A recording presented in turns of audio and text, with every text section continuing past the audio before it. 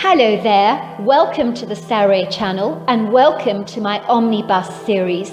I've got so many of these omnibuses that are going to come out so that you'll be able to listen to an hour's worth of stories, which I know you're going to love. You know, the thing is that telling stories is such a fine art, and it's something that was practiced hundreds of years ago when people didn't have the technology that we have today. And everyone would gather around the fire and listen to a wonderful story. And also, what is so wonderful about a story is that personally, I think it is the best way to go to sleep. Every night when I go to bed, I always listen to stories. And that's something that parents used to do with their children. It's something that they still do with their children. There's nothing better than a good story. And so I hope you're going to enjoy this series. And before we start, I just want to say, do subscribe to my channel because you don't want to miss out on anything. Because I'm in for the long haul and I want to make sure that you get the most stunning stories to go to bed with at night or to listen to when you want to be one of those people sitting beside the fire and listening. Don't forget to subscribe to my channel and let's get started. I hope you're going to enjoy the omnibus. Dear Sarah, I live in Virginia and my name is Claudia. I was 38 years old when I had my first Bigfoot encounter, although I didn't know it was Bigfoot at the time. I have even surprised myself in writing to you because I would not ever imagine telling anyone the big secret that I have kept close to my heart for all these years. I have not even told my husband what I did all those years ago. I feel embarrassed and ashamed about my actions, and sometimes I just shudder to think about the way I behaved in such a dreadful way. The only excuse I have is that my actions were motivated by a burning, insatiable desire to have a baby. Not that that is an excuse, of course. You see, when I married my husband Larry, I was so very happy. I had found the love of my life, and I was looking so forward to settling down with him and having a family. I was a rhesus A negative blood type, which meant I had a special injection from a gynecologist to ensure that my body would not reject the baby. This is because my blood type can have an immune response to a baby in the womb, especially if the father's blood type is different to mine, and in Larry's case, he was type B blood. I am not a doctor, so I don't know all the details or how it works, but what I did know was that every time I fell pregnant, a few weeks later I would lose the baby. I never made it to the second trimester, and I was always devastated. I was sick and tired of the pitiful looks from friends when I told them I had lost yet another baby. Larry reconciled me over and over again. There is more to life than having a baby, he said. We could always get a puppy. I was furious with him. Did he not understand that having a baby and all that was the most important thing in the world to me? I had always envied mothers with their babies in prams and imagined what it would be like to be a mother myself. Now even my husband was failing to understand the utter hopelessness of my situation. I did not marry you just because I wanted a family, he explained. I married you because I loved you. I'm quite happy if we never have children. As long as I have you, that's all that matters. Please can we adopt, I begged him. Larry was not keen on the idea. I do not want to raise somebody else's child, he said. It would never be the same. Well, not for me anyway. What about a surrogate, I suggested. Then the baby would have your DNA. Let me think about it, said Larry. Do not jump down my throat. I just need time to consider the idea. The last thing we need is more heartbreak. Have we not been through enough already, both of us, he said. I mean, you do hear those dreadful stories about surrogate mothers that just cannot hand over their children. How would you deal with it if that happened to you? I'd fall apart, I admitted. Oh, Larry, why does it have to be like this for us? It's just not fair. He took me into his loving arms and whispered, It'll all work out itself. It'll all work out in the end, he said. Just you wait and see. I sank into the deepest depression because I so longed for a baby, and my doctor eventually had to put me on a course of antidepressants. And finally they were beginning to work. I was definitely starting to feel more positive and upbeat, and I suddenly thought a little exercise would do me good. So I decided to start walking in the forest, which was a beautiful place, and it was very close to my home. And I really felt uplifted when I took a little exercise. One day, as I was walking in the forest, I heard this little sound. It sounded so unusual. I'd never heard a sound like that before, and I was curious. I tried to find the source of where the noise was coming from. Then I saw it. There was a little movement. A little brown thing was moving inside the hollow of the tree. Whatever it was very small. I looked into the hollow, and then I saw a big pair of brown, sparkling eyes staring up at me. It was a baby monkey, I thought. I'd never seen anything so cute in my whole life. This thing was cuter than a human baby. I took it out of the hollow because it responded positively to my physical touch, and it nudged me. The moment I held this creature in my arms, I just felt waves of such incredible love wash over my whole being. I couldn't let go. I started to bob the little baby up and down on the side of my hips, and it gurgled in delight. That was the moment that I knew I had to have this baby monkey, and nothing was going to stop me. Without thinking of consequences or even of my actions or what I was doing, I dashed out of that forest and took the baby back home. I had already prepared a baby room at my home in the hopeful expectation of finally falling pregnant anytime soon.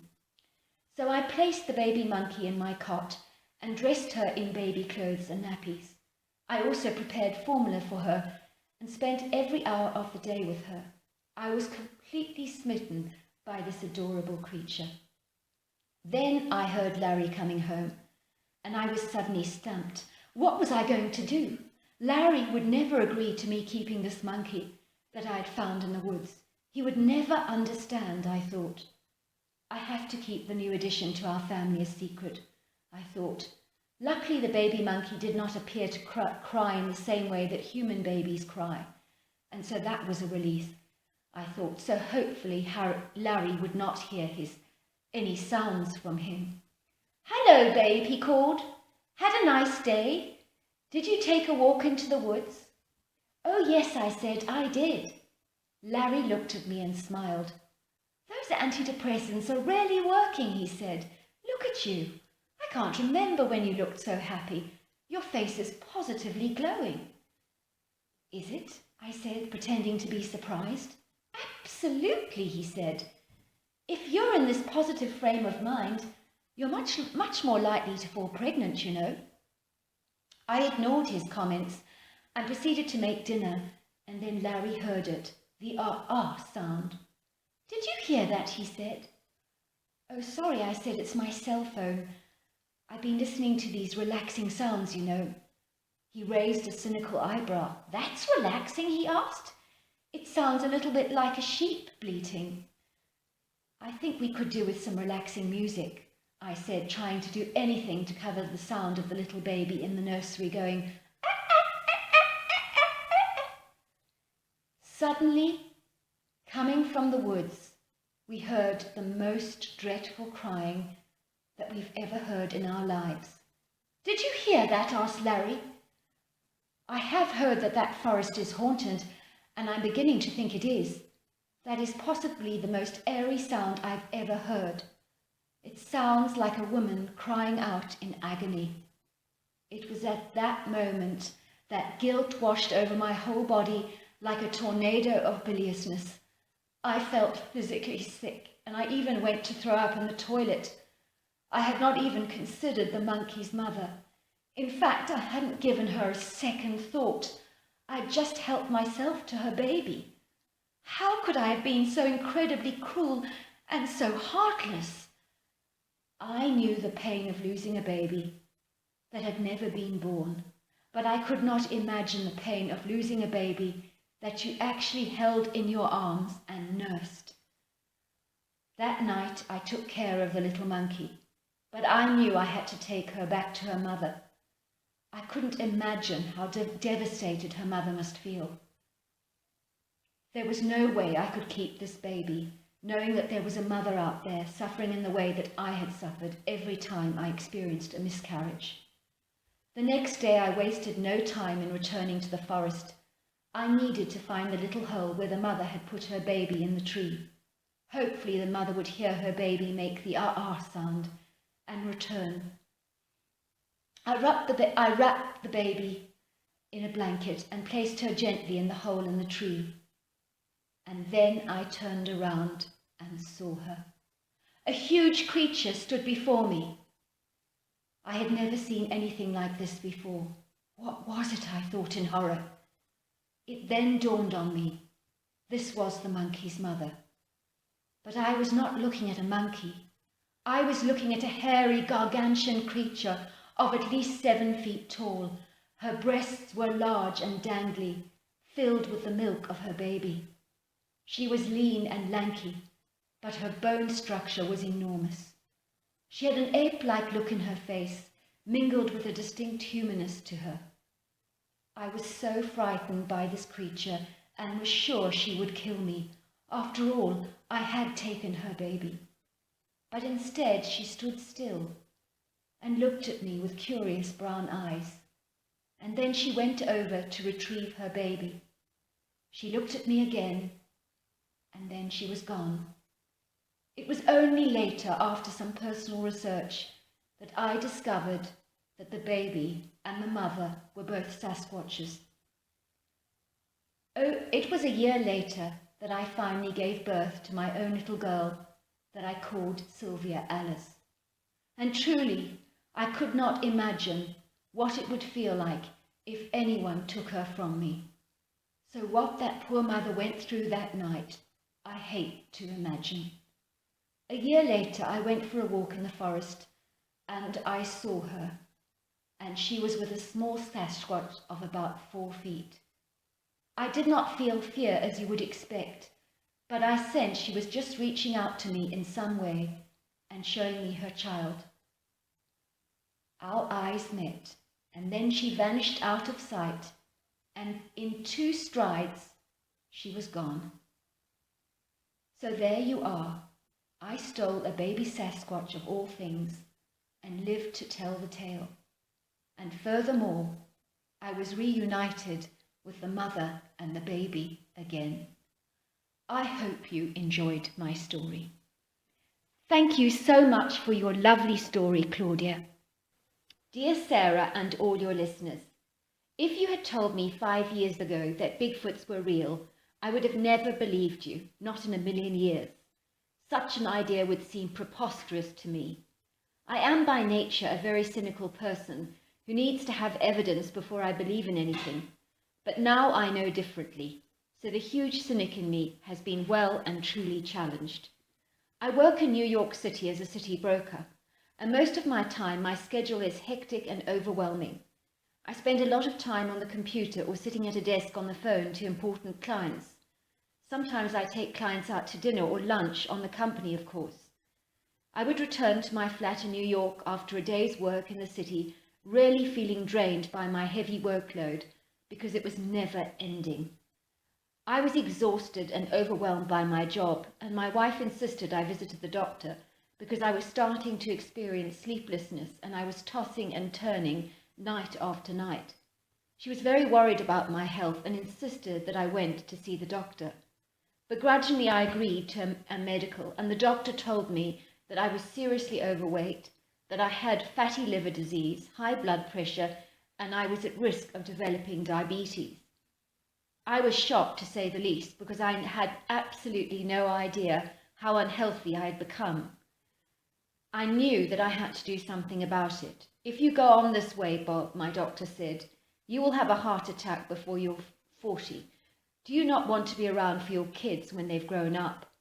I was horrified. The doctor was telling me that if I did not get healthy soon, I might not be around for my children. That was my final wake-up call. What was the point, I thought, of a high-powered job if it was driving me into an early grave? I confided in my brother about my failing health, and he suggested I took a month off away from even my wife and kids and go on a solo retreat to stay at his newly acquired little country cabin in the woods in Pennsylvania. I had not been there before, but I did not need any persuading. I decided I would use this golden opportunity to get fit, revamp my diet, and get some well-needed rest. So that is exactly what I did, and I have never regretted that decision. When I arrived at my brother's cabin in the woods, I was amazed how remote it was. It was quite literally in the middle of nowhere, and there was no human habitation for miles around, and the nearest town was an hour away. On the first night, after chopping wood, I made a fire and sat down to a healthy meal, void of any carbohydrates, and no puddings for dessert. I hated being on a diet. It really sucked, and worse still, I was not allowed any beers, which was a real bummer, especially in such a beautiful setting like this. I retired to bed, and I was awoken to these strange sounds coming from the wood. It sounded like children's voices chattering excitedly. I did think this was odd, as there were no people around, so I do not mind admitting I was a little spooked. The whole experience seemed somewhat supernatural to me. The following morning I took my brother's mountain bike for a ride down a hiking trail, and it was a pleasant experience. But I have to admit I was huffing and puffing because I was so unfit. Eventually I got off the bike and sat down under a tree, and I was so exhausted from the physical exertion that I have to admit I fell asleep. I'm embarrassed to admit that. I awoke an hour or so later to hear these hushed chattering sounds around me, and as I opened my eyes ever so slowly, I saw these two small bipedal creatures regarding me curiously, like I was an object of great interest. I had never seen creatures like this before. They were about 2 feet in height. They had almost triangular heads with human-like faces, and they were covered in jet black hair from head to foot. They had long arms like a monkey and strong, slender legs. They looked like little monkey people to me. Truly, I do not know how else to describe them. What are they? I kept wondering to myself, and judging by the way they were looking at me, I think they were thinking exactly the same thing about me. They started chattering together excitedly because I was finally awake, and they sounded like children's voices I had heard the previous night. So this was the source of the unusual noise that I had heard the night before. Suddenly I noticed one of the creatures looking at the other intently for a second, and then they both just bolted up to the top of the tree as if they were hiding from something or someone. I looked at them, and they were at the top of the tree, and they really looked like 2 black blobs in the treetops. I doubt you would have noticed they were there because they were superbly camouflaged. I suddenly heard a sound, and it sounded like something bipedal, but it was heavy and it was walking through the undergrowth, but I knew at once that it was not human. My instincts warned me to run and hide, and that is exactly what I did. I took refuge behind a nearby tree and threw my mountain bike into some nearby shrubbery, hoping that it would not be detected. Then I saw her, and it was a her, because she had breasts. I knew instantly that she was the mother. I would say that she was 7 foot tall, and she was very big. Her chest area was wide, but her hips were slender, and her legs long and lean and very muscular. Her head was more cone-shaped than her kids, but her face was very human in appearance. I could see that she was walking slowly and seemed to be in no hurry. She was chewing something and focused on what she was eating. I watched her squatting under the tree and continued to eat. I realized she was eating a squirrel from the inside out. I watched her 2 children slide down the tree and rush to her side. Before long, all 3 of them were engaged in the squirrel feast, each taking turns to eat large mouthfuls of flesh, and they chewed loudly. It sounded like they were really enjoying their feast. The mother did sniff the air for a moment and looked around several times, and I was praying, "Please God, do not let her see my bicycle." She started to chatter to her children and they responded in chattering voices, and it went on back and forth as if they were speaking in a native tongue. I watched one of the creatures climb on their mother's left shoulder, and the other little creature on her right, and she stood up and walked away with the two kids sitting on both sides of her back. I noticed she walked away with such grace and agility. It was extraordinary. I ran to the bush to retrieve my mountain bike, mounted it as quickly as I could, and cycled out there as fast as I could. I realized when I got back to the cabin that I was sweating profusely from fear.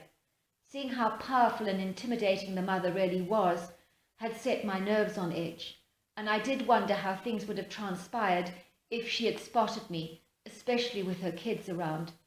I do think the children kept quiet about me so as not to get in trouble with their mother, because the moment they heard her coming, they fled up the tree. I think I was very lucky she did not spot me, but I'm almost sure she smelt me. Maybe she thought a human had been in the vicinity and had gone away. All I know was I was glad to be back safely in the cabin. I just made sure that I exercised from now on the dirt roads after that, and I avoided venturing in the woods again. Staying at the cabin was a welcome break. Sometimes at night I would hear the chattering noises and whooping sounds and the occasional tree knocks, but I wasn't worried because I knew the source of the noises, and providing I kept my distance, I was sure the creatures would not give me any grief, and I was right. I did get some well-needed rest, read a couple of books, stuck to my diet, and exercised a little, and in 1 month I lost 20 pounds and returned home fitter and more relaxed. Naturally, I did some research and discovered that I had encountered Bigfoots in the woods, and believe me, they are real, but I will never in a million years admit that in person for fear of being ridiculed. Hope you and your listeners enjoyed my story. All the way from Canada, and it's the Lake Superior Bigfoot encounter. So let's get started. Dear Sarah, and all your listeners, my Bigfoot encounter happened when I was going to stay with my sister at her home in British Columbia. I was an uninvited guest because I wanted to arrive unannounced and unexpected. You see, my sister was expecting a baby and she was planning to have a home birth, and I wanted to be there for her. I was not happy at all about her wacky home birth decision. I knew things could go wrong, but she assured me that she had a great midwife who would be on hand to help her during the delivery. I really want to give birth at home, she told me, and I've even got a birthing pool. I could tell by her tone that she was very excited, and I knew when my sister wanted to do something, wild horses weren't going to stop her. A birthing pool, I asked in horror. It's way too cold in winter to be giving birth in water. I'm not sure it's a good idea, sis. You sound like my gynecologist, she laughed. He's dead set against the idea, and he wants me to be in hospital for the delivery. He says at my age I'm at a greater risk for medical complications. You are 42, I scolded. You're not a spring chicken anymore. You really need to listen to the doc, sis. I am terrified you could lose the baby. My sister laughed. You sound just like Dennis, she said. Dennis was her husband, of course. My poor husband, he's freaking out. Anyone would think that he was the one about to give birth to this baby. Well, it is a joint thing, I said to her. Maybe for Dennis's sake, you should have the baby in hospital, just for his peace of mind. Stop being such a drama queen, my sister snapped. This is my body, my baby, and my choice. It'll be fine, she reassured me. Dennis will make sure the birthing pool is nice and warm for me. My sister had a beautiful house with stunning views and huge fireplaces with crackling fires in winter. Part of me understood her longing to be in a cozy home while giving birth, but it all seemed like a crazy idea to me. I then phoned my buddy Ralph. Fancy a break, I asked him. Who doesn't, he said. Somewhere warm and sunny, I hope. The weather here is freezing. No chance, I said. How about an icy road trip around Lake Superior? Sounds pretty dangerous, he laughed. What the hell, he said. It'll be an Arctic kind of adventure, And you know me, adventure is my middle name. Megan is having her baby at home, and it is due any day now, and I could do with your help, I told him. A home birth, he asked. Isn't that a preposterous idea, given her age? It gets worse, I told him. She's going to use a birthing pool. I could hear him pausing at the other end of the line. Let's not kid, he said. Your sister can be a little on the eccentric side. Is Megan agreeable with me helping out, he asked. She will have to be, I told him. She is lucky that I have a buddy that's a gynecologist. And I need you to come along for my own peace of mind. I'm very scared about this birth. So there you are. Those are the reasons I was driving down the Trans-Canadian Highway in February in my Hyundai all the way from Toronto, where I live, to my sister's beautiful home in British Columbia. I had all weather tyres on my car, as well as all the essentials like battery starters, a shovel, plenty of warm clothes and loads of snacks for the journey. I had seen the breathtaking beauty of Lake Superior in summer, but in winter it was so magical. It was like a beautiful winter wonderland. I could see that some parts of the lake were frozen over with ice, and then there were pretty little icebergs floating around in the water like miniature little islands. The weather was freezing and the conditions were fierce and hazardous. We had been driving through some nasty blizzards and snowstorms in the early hours of the morning. Luckily, light was now dawning over the horizon. Parts of the journey had been extremely treacherous. We even had a near miss with a lorry that nearly went sliding backwards into my Hyundai. Luckily, I managed to manoeuvre my vehicle out of the way in the nick of time.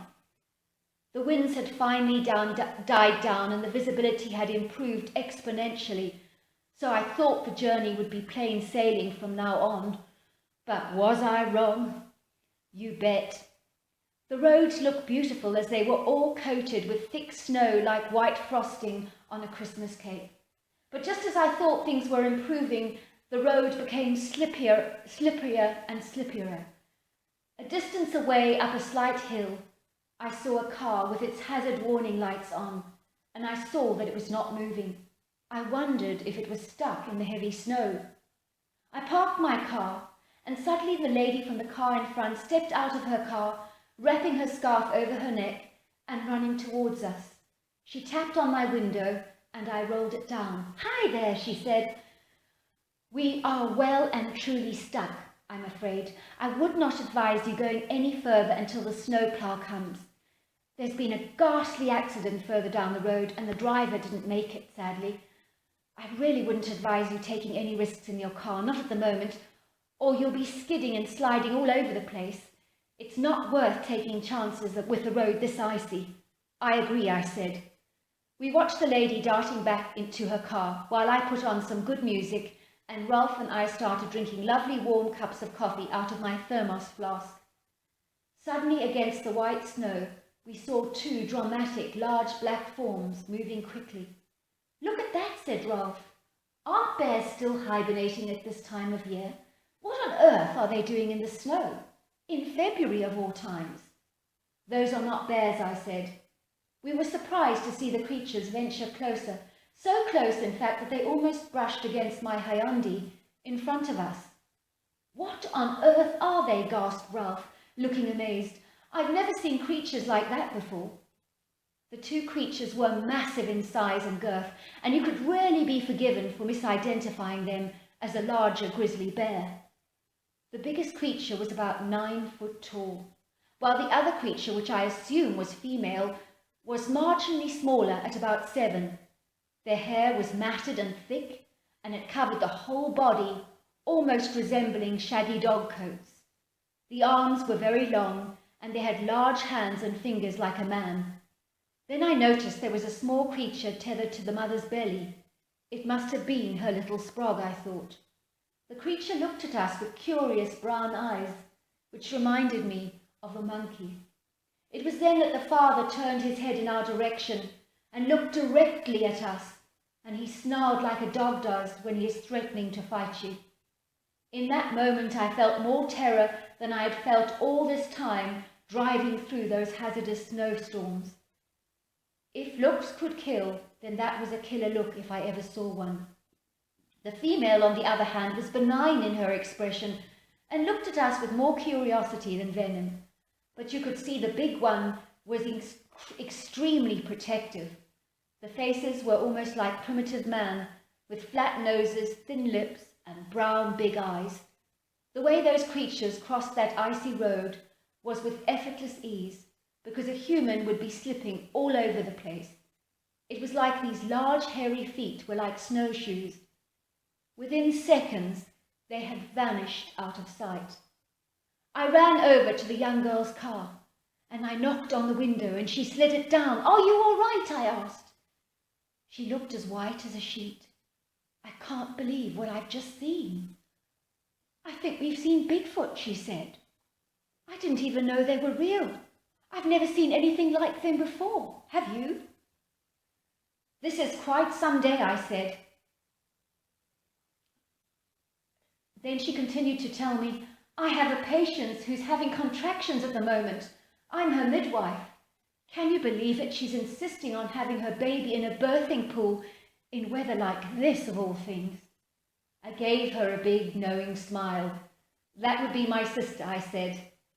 "But I come armed with superior tools," I said, pointing to my car. "You see that man over there in the car? Well, he's a gynecologist. He's my friend too." The girl did look relieved. "I was a little worried about this one, given your sister's age. Boy, she is a stubborn one." "That would be her," I confirmed. "Stubborn as hell, been like that since the day she was born." Well, to cut a long story short, the midwife, Ralph, and I arrived at my sister's house in the nick of time, just as she was pushing out the most perfect little baby girl into the warm water of the birthing pool, which was situated close to the coziest crackling fire that you had ever seen. The baby let out a huge cry, and we weighed it, and she weighed 7 pounds and 2 ounces. "See," laughed my sister, "I told you the birth would be a breeze. It was perfect." As a gynecologist, this will be a day I will never forget, but perfect would not be the only word I would use, said Ralph. The midwife, Ralph, and I gave each other a knowing look. This day was one of a kind, and not just because of the birth, and we all knew that. So there you are. I hope you enjoyed my story. Thank you so much for such a wonderful story. And it's all about a long distance truck driver. And I just love these stories because I really do feel that these long haul truck drivers really get to see some spectacular things on the road. And I'm sure they've got us some stories to tell us. So let's get started. I know you're going to enjoy this. Hello there. I'm eager to share with you and your listeners the 3 encounters I had with different Sasquatch. I'm a coast-to-coast long-haul truck driver, delivering packages and freights to all parts of North America and Canada. These days, I drive a bright red Swift VNL 760. I am self-employed, so the truck I use is my own, and I like it this way because it means I can pick and choose which delivery contracts I want to take on. Believe me, they are not always dictated to by money. You see, for me, if a delivery is going to require a pretty humdrum, dull scenic route, I would never take it over a trip that would be scenic and beautiful, because those kinds of landscapes really do lift your mood and elevate the quality of your life. And as trucking is my life, I need it to make it mean something. Being a long-distance lorry driver is not a job for everyone. It means being separated from your loved ones for days at a stretch. This causes for many blokes the inevitable breakdown of their marriages. I'm one of the lucky ones, as I have an independent, understanding wife called Ruth. There are moments on the road that can seem incredibly monotonous and boring. I'm very lucky to have a travelling companion called Suki, who is a black cat with a distinctive white moustache that makes him look like a real gentleman. Suki came into my life from one of my truck driving expeditions. I saw her lying half dead on the side of the road, and I rescued her. The rest is history. I want to tell you that that cat loves the open road, and she will park herself on my dashboard and watch the world go by as we travel far and wide. The other negatives about truck driving are the waiting at checkpoints, and some of those truck stops are far from exciting, and the food, well, let's not talk about that. It can be monotonous to the extreme. So a trip to the Walmart is a welcome change, let me tell you. Let's get real here. Driving a truck can be very lonely, and I've seen people not make it in this business because of the isolation the job entails. You also need a good attention span and plenty of patience. Then there's, of course, a certain amount of skill and mechanical knowledge needed to drive a truck weighing 26,000 pounds in hazardous conditions, like snowstorms in Toronto or heavy rain and wind somewhere else. Anyway, back to the main topic of this letter, which of course is the hairy man known as Bigfoot. Let me tell you, he really does exist, because I have seen 3 different Sasquatches over the years in different locations. That is the one great advantage of being a truck driver, because you name it, I've seen my share of drama on the roads. Also beautiful scenery, wildlife, and so much more. I have even had a supernatural experience once, but that is another story, and I do not wish to go into that now, maybe another time. My first Sasquatch sighting happened in Vermont very early in the morning. The weather was exceedingly cold, and the sun was beginning to rise, so light was dawning. I remember at first thinking that someone was out very early in the morning and were dressed very warmly. As I got closer, I realized that the creature was way too large to be a human, and its gait was not like that of a bear. It had a primate look to it, but it all happened so fast in seconds, so it's hard to divulge too many details. This creature crossed the road in 3 steps, and that is humanly impossible, and then it scaled a 6-foot barrier with the agility of a mountain goat. Never seen anything like it. I was so impressed. The next time I saw a Sasquatch was in Georgia, of all places. This one was covered with white hair, which is more unusual. It happened in the early hours of the morning when it was pouring with rain. It was strange. This creature was squatting on the ground and scratching around in the mud for something. Maybe he was digging for roots, who knows. He had all the classic features of a Sasquatch, which included a cone-like head on humongous shoulders with a massive body that was easily over 800 pounds. His head kind of had a little sort of Down syndrome kind of look about it. Anyway, as it was early and still slightly dark while very wet, I did see a little eye shine in the creature's eyes, like an orange-red sort of colour. On that occasion the road was very quiet, not a vehicle in sight, and when the Sasquatch heard my truck, it looked at it for a second as if studying it curiously, and then fled like greased lightning to the surrounding woodland. I have heard since that the red colour of my truck may have created interest on the creature's part, as red is not usually seen in its own natural habitat. A good theory, I suppose.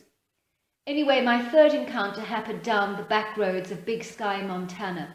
See, I told you I like the scenic routes, and it was a beautiful drive, let's not kid. The time was early in the morning, although I cannot remember exactly when, possibly about 7:30 or 8. The road I was on was pretty much empty, so to speak, no traffic in sight for miles. I had been experiencing the horrible throbbing of a migraine headache and the familiar biliousness that often follows. The previous night truck stop, I had been given a free meal voucher because I had filled up with 150 gallons of petrol. I had chosen some smoked shredded pork, baked beans and chips, but for some reason that meal did not agree with me, and all morning my stomach had been flinching, and I could even taste the smell of last night's dinner in my mouth. Suddenly a wave of nausea came over me so strongly, and my stomach literally retched. I knew I had to spew my guts out, and there were only seconds to do so. I was out of my truck within seconds on the side of the road, hurling all of last night's dinner all over the place. I stood there with my head leaning towards the ground, just throwing up and sweating like a pig. After a while, the relief I felt after vomiting was huge, and I could even feel the migraine headache slipping away. I looked around to survey my environment. I was parked on a clearing surrounded by red cedar trees that were really hugely tall and could have been 1,000 years old. That's how impressive they were. The woodland area was very pretty, but there was no early morning bird song, which surprised me. For a moment I felt as if I was not alone, and if somebody was watching me, but who? I looked around but could see nothing. I did smell the most odorous smell that you could ever imagine. and I suddenly thought with horror that it must have been the smell from my vomit. Never before had my vomit smelt quite so putrid, I thought. I made a mental note never ever to return to that smokery. I sat silently for a moment, enjoying the stillness of my environment. I still felt a little dodgy, and I thought it would be advisable to keep driving after my vomiting episode. I thought it would be advisable not to keep driving after my vomiting episode. So I decided to lie down in my comfortable bed behind the driver's seat area that is very spacious and very cozy. Sooty, my cat, was behaving strangely, but I didn't care because I just wanted a quick kip. She started to meow in a very agitated fashion, and her tail was thrashing around as if she wasn't happy about something. A little while later, I was awoken by the thrashing sound on my truck. It sounded like someone had taken a tree branch with leaves on it and was banging it against my pristine vehicle. Damn, I said to myself, rising from my bed towards the truck door on the driver's side. I was expecting to see an angry local giving me a piece of his mind for parking on illegal land. As I got to the door, I saw a face smudged against the window. Now bear in mind, you need to be at least 10 foot tall to be looking through my truck window, because it's high off the ground, as you can imagine. What the heck is that, I thought. The face being smudged against the window kind of distorted it, if you know what I mean. Then I saw the eyes that were fixed on me with an expression of such rage, such as I've never seen before or since on any creature. To say I was well and truly terrified is an understatement. I have travelled in life-threatening, perilous conditions that have had every bone in my being shaking with fear, but this was 1,000 times worse. My heart was throbbing so loudly I could feel the vibration and hear each beat. The creature started pounding on my door again, and then he let out a huge scream that was almost supernatural. It was so terrifying, like someone being murdered. I was shaking in my boots, not that I was wearing any. For a moment I just froze, wondering what the hell I was going to do. It reminds me of the time that Sooty, my cat, caught a mouse, and the little thing was so terrified. I remember it stood right next to Sooty while he ate some dry biscuits, and then he turned to the mouse and bit into the mouse and ate half of it and then finished the whole thing, as if it was nothing. OMG, I was now the prey, and this creature was going to take me down, and there was nothing I could do about it.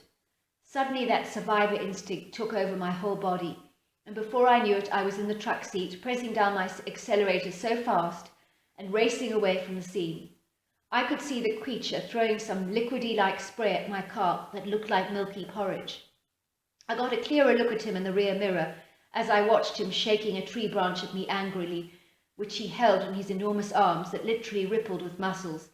His arms fell way past his knees, and his legs were as thick and solid and giant, like giant tree trunks.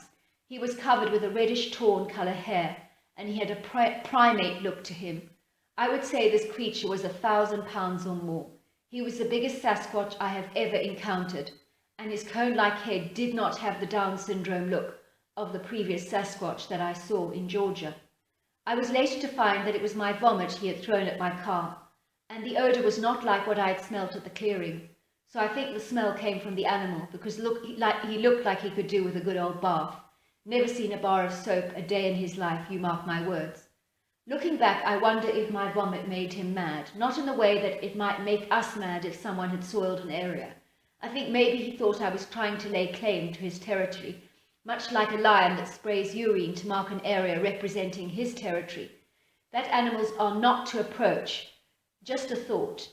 Anyway, I'm still doing my driving on the open roads, and if I have any more Sasquatch encounters in the future, rest assured you'll be hearing from me and Sooty again. By the way, Sooty sends you and your listeners a big and lovely purr. Many thanks to you. From Tom. Please do not let anyone know my details. Many thanks. Thank you, Tom, for a wonderful story. Hello and good evening or morning, wherever you are in the world, to you, Sarah, and to all your listeners. Is it not wonderful that no matter where we are in this vast universe of ours, from North America, Canada, Australia to Africa and the Middle East, we could all come together tonight and listen to this very same story? It really is quite a sobering reality, isn't it? Let's get started with my story, because that's the reason I'm here in the first place. It was in the early 80s, in 1982 to be more exact, and I was so in love with the most beautiful girl in my class at school. Her name was Arabella Autumn Jolina. I know it's a long name, but it was as unique as she was. She had beautiful fair skin that was so white and translucent, and it was almost porcelain in its perfection. She had blue eyes, as well as wavy dark hair with red in it. She was stunning and very bohemian in her manner and in the way she dressed. While everyone dressed in the same 80s fashion at the time, Arabella was always different and would put clothes together in an unusual and unique way that was so eye-catching and alluring that even the girls in school would try to mimic her style. The one thing that was unusually mature about her was she never cared what anybody thought about her. She spoke her mind, which is a rare quality in a teenage girl, certainly at that time for sure. Some of the confident, handsome boys in the school were very attracted to her beauty and confidence. At the time, I was painfully shy, skinny, and I was definitely not sought after by the girls at school. As you can imagine, even though I fancied Arabella so very much, I considered her out of my league. I knew there was no way a girl as unique and clever and as beautiful as her would give me a second glance. I was sure of that. Imagine my surprise when I found out that the most popular, sought-after boy in the class, the biggest catch as far as every single girl was concerned, whose name was Toby Billing, and he was a hell of a handsome guy, the captain of virtually every sports team, and to boot he came from a wealthy family. Another asset, or a string that he had to his bow, was he drove a very fancy bright red 1980 Corvette sports car at the time. What was there not to like as far as every young girl was concerned? Anyway, this so-called chick magnet, so to speak, had asked Arabella on a date. And no one could believe it, but she had knocked him back and blatantly said to him, "Toby, you're not my type. Don't waste your time with me." This revelation went around the school like wildfire, and down every passageway and in every open locker was the whispering of students, horrified that the school stud had been well and truly rejected. This brush-off was an enigma to all the girls who couldn't understand it, and a real turn-on for the boys who were all very eager to try, win and pursue the elusive and unobtainable Arabella. Even Toby, who had been rejected by Arabella, continued to drool over her like a puppy that longed for a bone and wasn't going to give up in a hurry. On one spring morning, I still remember the day as if it was yesterday, this beautiful, gorgeous girl approached me. It was Arabella, of course. I was sitting at my desk during morning recess as I was trying to do my math homework. I watched her in awe as she shook her mane of ravishing red curls and smiled at me with the warmest smile that I have ever seen. "I think you and I should go out on a date," she said. I was in shock. This beautiful girl that every guy in the school wanted to date was looking at Mr. Skinny with his thin body and boyish face and hazel brown eyes. What on earth did she see in me? Was she blind? "Why would you want to date me?" I asked her. "You're my type," she said, handing me her home phone number. "Do not forget to give me a call tonight. I'll be expecting it," she said. And with that she turned around and marched off, leaving me looking floored. Had I heard right, I thought? Did she really want to date me? Or was this just an incredible dream that I was going to wake up from and realize that I'd just been dreaming? "What did she want with you?" asked Toby, who'd been eyeing our conversation with distinct displeasure. I was embarrassed. How was I going to tell this guy that this beautiful girl fancied me over him? I knew he wouldn't take it well, and so I lied and said, Not sure. I'm not quite sure what she wants. It's a bit strange, really. That evening I phoned her, and believe me, I put down the phone 3 times every time she answered, because I felt so afraid and so intimidated. Finally, I plucked up the courage, and I don't know how I did it, but I did. "I knew it was you," she scolded. "Why did you keep putting the phone down on me? I could hear you breathing." We arranged to meet the following evening. "My parents are cool," she said. "As long as you've got me back by 11, they'll be fine." "Where shall we go?" I asked, half expected that she wanted me to take her to a diner for a milkshake and a burger. "I'm a cheap date," she said. "I don't want you to take me on to anywhere to eat. I just want you to take me on a drive. Somewhere adventurous and beautiful, somewhere in nature. That's what I'd like." Wow, I thought. She's cheap, romantic, and practical. I really like her, I reflected, and it's not just her appearance. We drove to a beautiful secluded spot in Montana, but I will not tell you where, because even today it's as beautiful as it was all those years ago, which in itself is a miracle. And so I'm not going to divulge any details in order to keep this place strictly my own and nobody else's. "This is so beautiful," she said, opening the car door and peering up at the starry sky, pointing out all the constellations. She reached for my hand and took it with a firm grip, and we walked around the wooded forest clearing.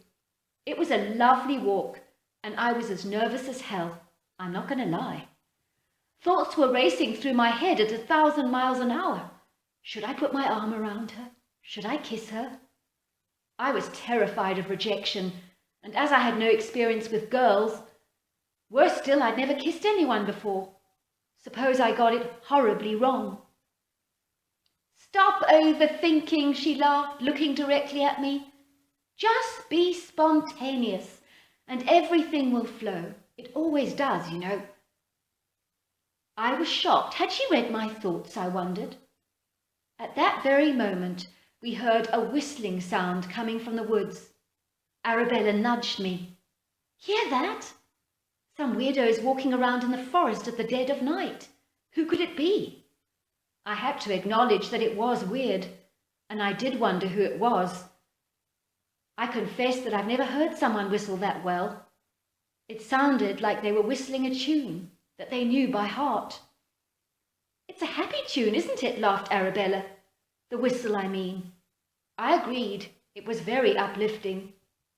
We heard the whistling sound coming towards us, and the feet that accompanied the sound appeared to belong to a person that must have been extremely heavy, I thought. We could hear the sounds of twigs snapping and the rustle of leaves being brushed against a big body. The person, whoever he was approaching us, and soon. I was trying to encourage Arabella to get into the car. "Let's go back," because the guy who was whistling, I told her, could very well be a psycho, or not right in the head. "Don't be silly," she laughed. "Let's just hide behind that bush," she said, pointing to some hedgerow. "I'm dying to see who this whistler is." I was not pleased with the idea, because I was not nearly as curious as Arabella. I was more level-headed, but I wanted to please my potential girlfriend, and I was not about to refuse her any request. I was certainly glad that we'd parked my car at the left of the clearing, where it was invisible from where we were hiding, which would mean that the whistler, whoever he was, would not suspect that anyone was around. It was then that we saw him. "What the heck?" I thought in horror. "What in the world are we looking at?"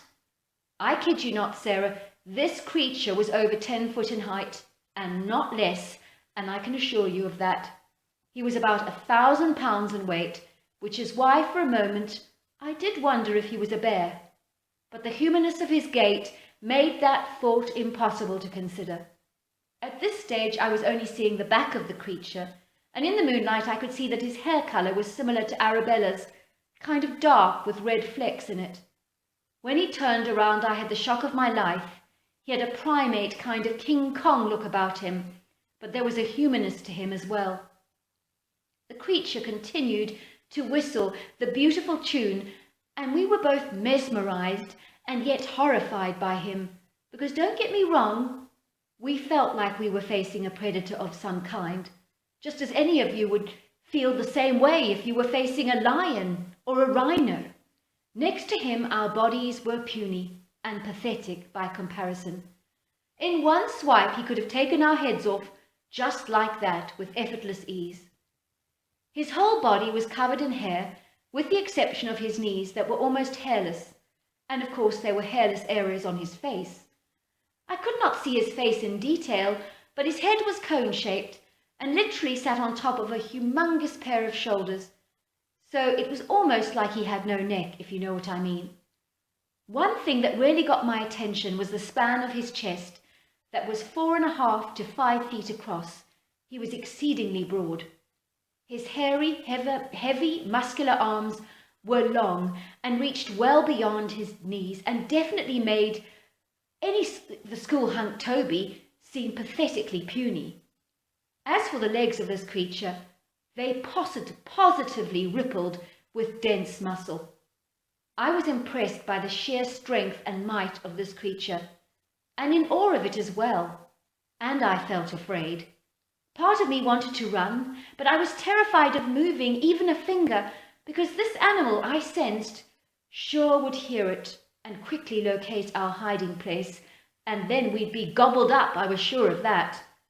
I did notice he was sniffing the air with his nostrils, which worried me, because I know animals can pick up human smells very easily, and especially perfume and shampoo. Tonight I had been heavy-handed on the aftershave, and so I was worried that my smell would give me away. He smelt the air for a long time, and even looked in the direction of where Arabella and I were hiding, and I wondered if we knew that we were there.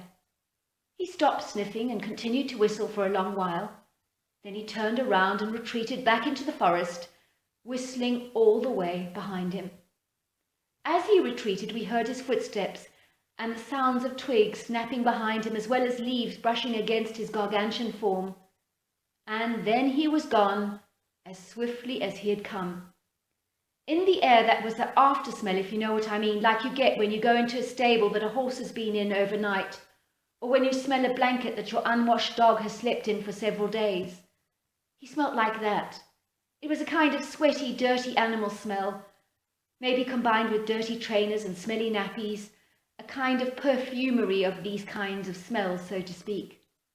After the creature had gone, Arabella and I rushed to my car, and I accelerated the engine, and we were out of the clearing as fast as you could imagine. I drove our car to a milkshake parlour, and we drank our chocolate milkshakes in silence, neither of us saying a word, or even needing to say anything. We needed that sugar rush to keep us calm, I suppose. No, now I know why they often give very sweet tea to people who've had a shock. I dropped Arabella home that evening, kissing her on the cheek, and we said our goodbyes. But the next day at school, we both retreated to the edge of the playground to talk about what had happened the night before. "Did we really see what we saw last night?" she asked me. "Was I dreaming? Or did we really see that big hairy ape? Or what?" We did see him. "What was he?" she asked. "I have no idea. In those days we'd never heard of Sasquatches." I have to tell you, all my fears of dating Arabella were gone in an instant. We were sharing a secret, and that secret bonded us. And it bonded us so much that we became inseparable when we were at school. Anyway, we did eventually part ways when Arabella went to art college in Houston. I did not see her for several years after that, until she moved back to our hometown. One day I was behind this lady in the bakery who was wearing a large hat and a warm coat because it was a freezing day out there. 12, she said. "Give me 12 of those chocolate donuts," she said. My heart nearly missed a beat. I knew that voice. "Arabella," I said. She turned around and looked at me, and our eyes locked, and it was in that instant that the chemistry was revitalized and reawakened. Within 3 weeks of reuniting, we were both married in a civil ceremony at our registry office. We didn't want to wait for a moment longer than we had to. We just wanted to commit to each other for life. We are still married today, and our story is a happily ever after tale. because I'm more in love with my wife today than all those years ago. She is an extraordinary woman. We have visited our special place many times and have never seen the Sasquatch again. But we have warm feelings towards him because we associate him with our getting together as a couple and falling deeply in love. Arabella named the Sasquatch Whistler, and wherever he is, I do hope he's okay and that he's still whistling those lovely tunes today. Hope my story was of interest to you. Regards, Niles. Thank you, Niles, for that lovely story, and thank you to my listeners for listening. Well, hello there. I hope you enjoyed the Omnibus edition. We've got many more coming our way for you to listen to. Sending you love wherever you are in the world, in North America, Canada, Kenya, wherever you may be. I send you lots and lots of love. Thank you for listening to my Omnibus, and I really do hope you enjoyed it, because that's the whole idea about it, is to give you some interesting stories to listen to. So until next time, goodbye and good night.